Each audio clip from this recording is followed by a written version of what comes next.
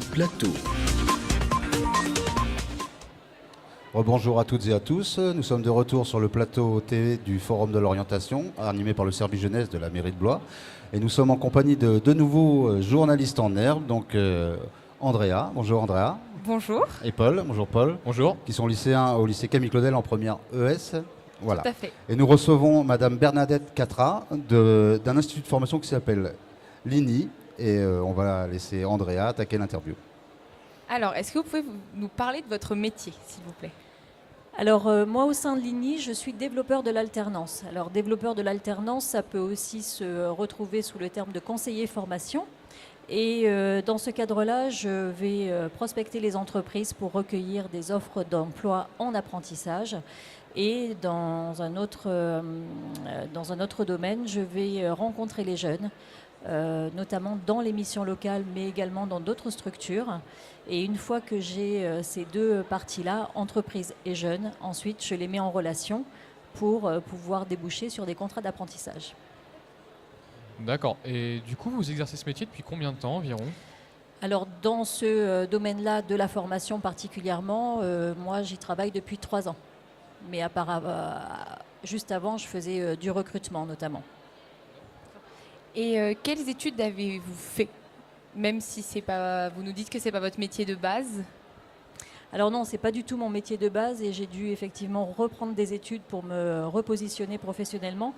Donc j'ai fait une licence de gestion et pilotage de projet. Ensuite j'ai fait un premier master administration des entreprises, quelque chose de très généraliste pour pouvoir appréhender l'entreprise dans sa globalité.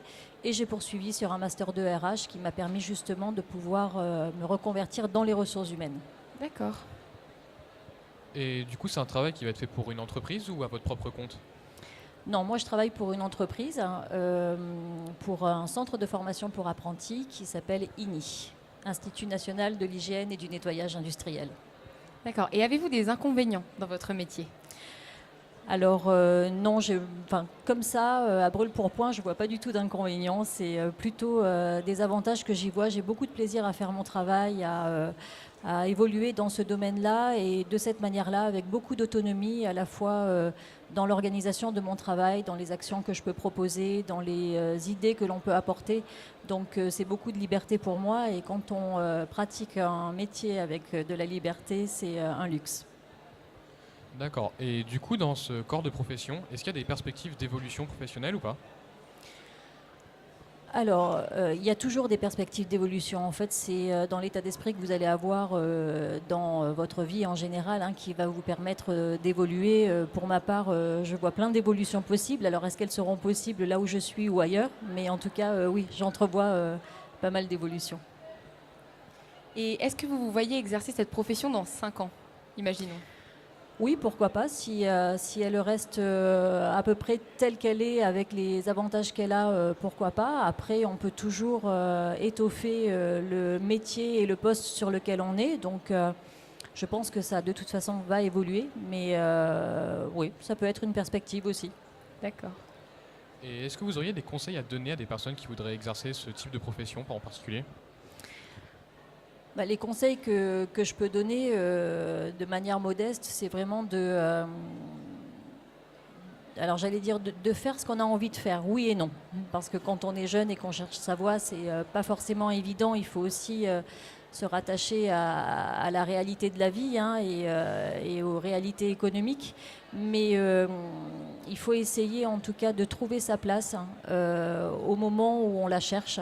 De manière à être bien centré et à être heureux surtout. J'ai une question sur les filières. Dans votre institut, vous proposez quelle spécialité, quelle filière ? Alors nous, on est un centre de formation spécialisé dans la propreté industrielle, l'hygiène et l'environnement. Donc les formations que l'on propose se situent uniquement dans ces domaines-là. Du CAP au BTS pour le CFA de Tours, mais on va jusqu'au master après sur les autres CFA de France. Donc on est sur des formations qui vont amener à des postes d'agent de nettoyage, laveur de vitres, chef d'équipe, responsable de site, animateur qualité, sécurité, environnement. Voilà. Et est-ce que d'après vous, c'est un métier qui va être plutôt genré ou pas ? Plutôt? Genré, un métier plutôt masculin, plutôt féminin? Ah non, non, non, c'est mixte. Ah oui. Et au contraire, c'est mieux d'avoir justement de la mixité, hein. Les hommes et les femmes apportent des choses complètement différentes et se complètent dans les équipes. Et qu'est-ce qui vous a poussé à faire ce métier? Ce qui m'a poussé à faire ce métier, c'est parce que je voulais me repositionner dans les ressources humaines. Donc j'ai fait effectivement le master dont je vous ai parlé tout à l'heure. Et dans les ressources humaines qui sont un vaste domaine, je voulais essentiellement travailler dans le développement des ressources humaines, c'est-à-dire tout le volet qui s'attache à l'humain dans l'entreprise. Et ça consiste à faire du recrutement, de la gestion de compétences et de la formation. Et donc à la sortie de mon diplôme, c'est ce que j'ai fait. Recrutement, gestion de compétences et maintenant formation. D'accord. Et alors, c'est une question qui est un petit peu indiscrète, mais est-ce que vous auriez une grande fourchette de salaire environ à nous donner pour avoir une idée? Alors une fourchette de salaire sur les postes équivalents aux miens, ça peut aller entre 30 et 35 000 euros par an. D'accord. D'accord. Et Donc, au niveau vous avez expliqué que vous êtes un institut spécialisé uniquement dans l'industriel, mais vous avez dit nettoyage, vitres, etc. Un métier précis qui pourrait déboucher d'une de ces formations?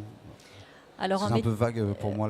D'accord. Alors, par exemple, le CAP que nous proposons, qui est un CAP agent de propreté agent de propreté et d'hygiène, c'est un diplôme qui va déboucher sur les métiers d'agent de nettoyage, laveur de vitres, agent machiniste. Donc ça va être tous les métiers que l'on va retrouver notamment dans toutes les entreprises de nettoyage industriel et qui iront faire des prestations dans les autres entreprises ou industries. Ouais, donc du coup maintenant, pour ces postes-là, on a un vrai diplôme. Ah oui, et on se forme jusqu'au master dans la propreté industrielle. Jusqu'au master. Ouais. Et oui, parce qu'aujourd'hui, on est sur des protocoles, on est sur beaucoup de normes. On ne peut pas utiliser par exemple n'importe quel produit. Donc on est obligé d'utiliser tel produit pour tel environnement, pour tel sol par exemple. Donc on a vraiment des méthodes bien spécifiques sur lesquelles il faut se former, oui. Et même pour le lavage de vitres, hein, on a du lavage de vitres à la française, à l'américaine. Donc oui, c'est très précis. C'est comme le vin ou le fromage. Voilà, exactement. Donc du coup, il faut connaître et il faut se former. Et au niveau de la durée de ces formations, c'est combien d'années en moyenne? C'est 2 ans. 2 ans pour le CAP, 2 ans pour le bac et 2 ans pour le BTS. Et après, pour la licence, c'est 1 an. Et puis le master, c'est encore 2 ans. Voilà. On reste sur des durées classiques, hein. Eh ben, on vous remercie d'avoir répondu si gentiment à nos questions et d'avoir éclairé nos lanternes dans ce domaine. Merci à vous. Merci. Merci beaucoup. Merci beaucoup.